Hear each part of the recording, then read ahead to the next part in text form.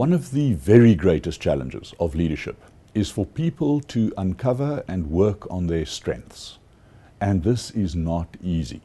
We often have situations in organizations and the culture of organizations that focus on what you are not, what your weaknesses are.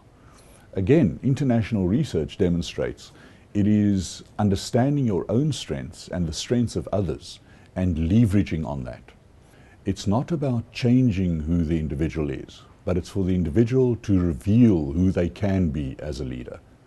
The second most important thing is there's no golden formula for leadership. It's not about trying to clone yourself on someone else. It's discovering your personal strengths, your personal authenticity and working on that, as well as uncovering those elements which you can enhance and expand upon to become the very best leader you can be. I would like to refer prospective students to the logo that we have for the Center for Leadership Studies. And there are two aspects of the logo I would just like to emphasize at this point. The one is that we feel leaders who graduate from the Stellenbosch Business School should first of all be values-based. And then the second, vision-directed. And this is very well captured in the logo. Based on our experience with the Stellenbosch Business School MBA and the leadership program on that, we have now had more than 30 intakes of MBAs, a couple of thousand students going through it, and we started seeing that there are people who really want to grow their leadership. They've got good experience, 5 to 10 years of business and managerial experience, but they do not want to go through the very intensive parts of the MBA, which is economics, finance, statistics. They want to focus on themselves as leaders. And so we've created a very practical, work-based and personal-based program called the Postgraduate Diploma in Leadership. I initially chose to do the course, Leadership, with the perception that it was going to be nice on my CV and it was going to help me maybe to advance also within the organization.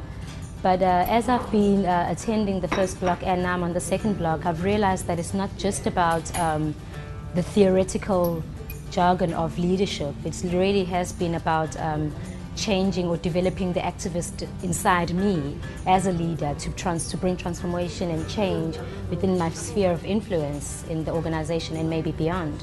One of the demands of our environment is sufficient leadership towards the development of future leaders within our organizations. This is one of the reasons why I started to enter on this program. And I've learned a lot around how I need to assess myself as a me, how I need to look at others as a we, and looking forward to plan together and creating an integrated socio-economic environment.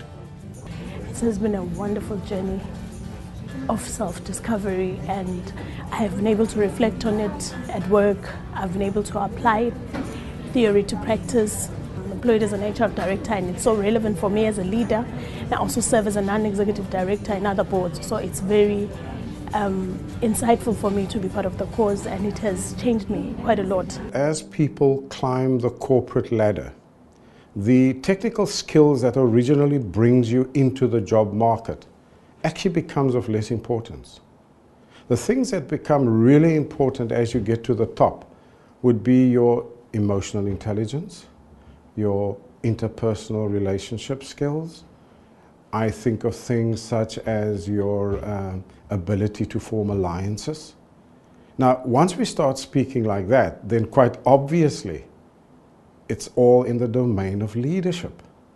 And if we do not focus on leadership, we will get people sitting at the top that are technically highly qualified and very skilled, but not able to lead people. Perhaps the single most important thing about leadership is that good leaders are not born, they are developed.